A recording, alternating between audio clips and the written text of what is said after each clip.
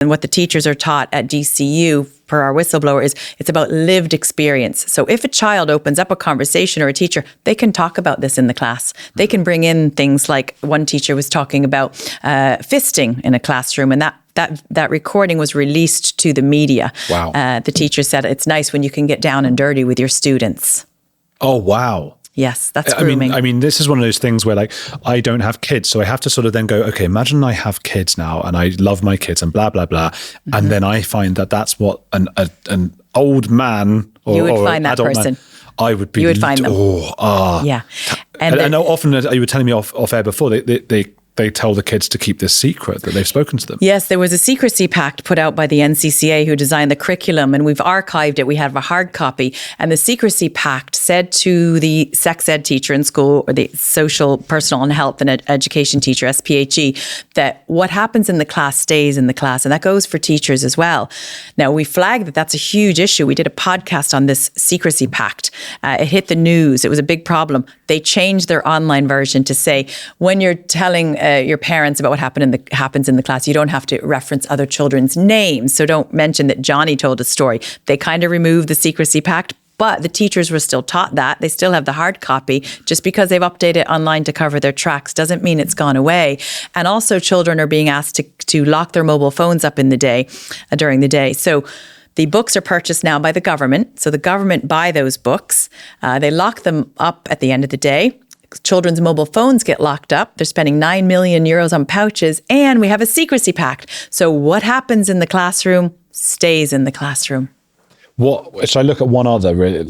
Yes. What one should I look at? There's one in there on pronouns with Sam Smith is one of the idols there. They all have gender ideology. There's one in there about how to deal with different Twitter posts. And there's a girl in there that says, "I'm trapped in this stupid body with stupid breasts." And again, that's normalizing transgenderism, where a gender confused girl wants to remove her breasts. So, I mean, that's 3 books. I have another 20 at home, and they are all equally as bad.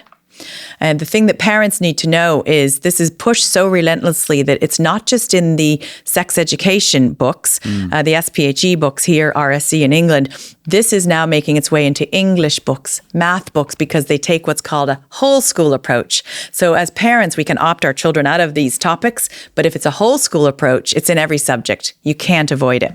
Oh my word. This is really something. And, you know, I'd seen bits and pieces on Twitter about these kinds of books, but to actually have it in front of me now is really something, because you, like I say, you really see and you really understand, like, this is what books looked like when I was learning at school. And it's really written for, you've got this, kids. Yeah. And if it's telling them, this, my stupid breasts and things, you're basically encouraging a child to cut hers off. Yes. And there's one book, I didn't bring it today, it's out at another conference, but it talks about the genderbread person. And it states on there, you can be a boy, girl, neither or both, regardless of the sex you were assigned at birth. Now, we're not assigned sex at birth, it happens in the womb, but they're, again, normalizing that when the child comes out, the mom or dad can just say, we'll just choose that it's a boy or a girl. They can just choose on the day of birth.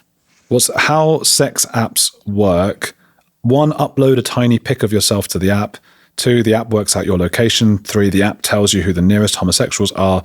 4, you then chat to them. 5, because they are near, it is easy to meet up with them. I mean, this is mad. They can figure that out for themselves when they're 18. If they can't, then they're not intellectually capable to be meeting up with other men anyway. No, but age 12 in the libraries, and another really important point, when we talk about how relentless they are with getting this content in front of children, with our lobbying to remove these books from the children's section, what some libraries did is they moved it to the adult section. So we thought, well, that's a win. But the devil's in the detail, and we found the devil. We looked at the new library cards, and on the new Libraries Ireland website and on the library cards they issue, it states that age 12, which is a young adult, can now access the adult section. So yes, they've moved the books, but now they're giving age 12 access to the adult section, all the DVDs and books. So they will try to get to your children one way or the other. And what adults would read these books anyway? You wouldn't talk about them at a dinner party. I mean, the Trans Teen Survival Guide tells children they can order puberty blockers and hormones on the internet, and it even has pictures of how they can inject their bodies with those drugs they order online. I mean, that's a serious safety issue. You were talking about the words like mother. What instead of mother, what would be What would Ireland prefer people use? Well, we all use mother, despite the fact they tried to erase it. And they want in the classroom, one of the guides on how to create an inclusive classroom is to avoid family language like mother and father, because not everybody has one of those apparently. So we don't have any other word for mother. We should, they can never replace that. Did birth giver not catch on? We haven't. I haven't heard birth giver, and I heard in England it did have birthing person or something. It was ridiculous. But birth woman would be problematic because it's woman and it implies that women give birth. Exactly. What were the other words they were trying to get rid of?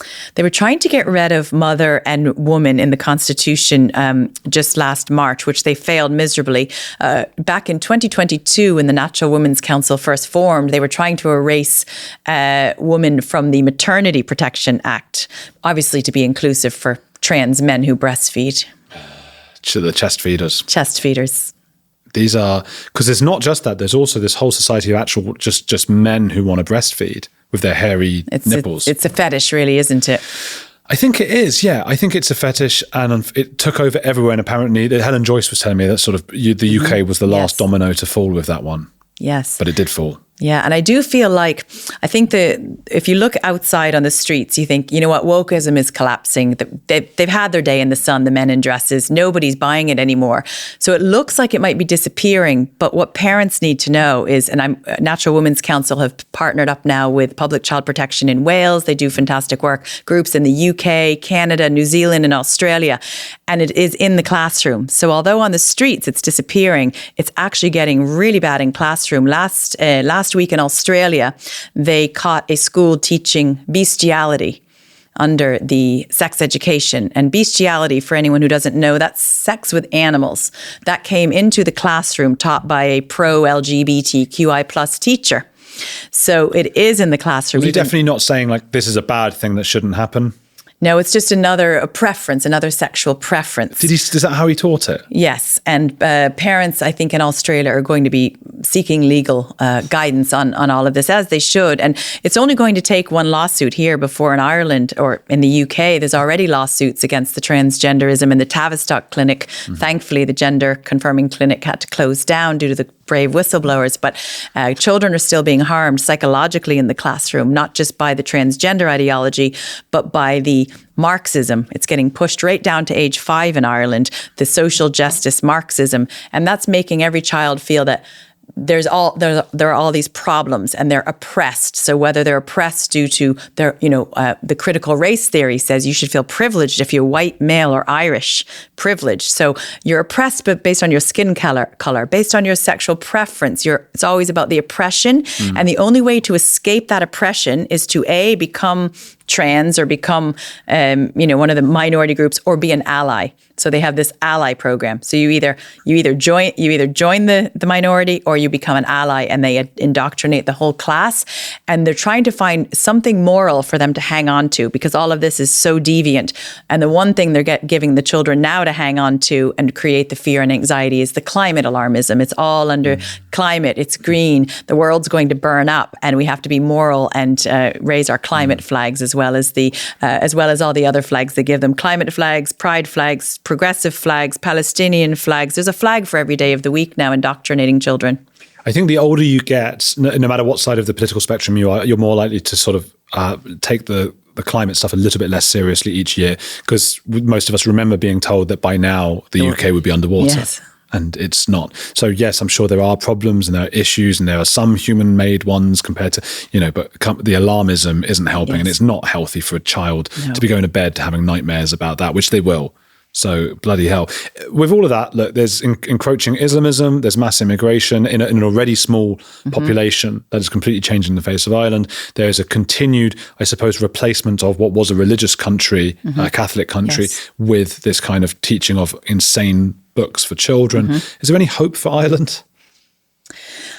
I always live off optimism or hopium. I always think there always is a chance. And when we met with one of the staff members from a senator's office in Ireland last summer to present everything that's happening, the solution was we need a lot of angry parents. So I believe we can stop a lot of this if people stop being silent, Stop being complicit. We need a lot of angry parents to be saying, I don't consent to this. I don't give my approval. Or a lot of angry people to rise up and say, I don't consent to our borders being flooded. I want social cohesion.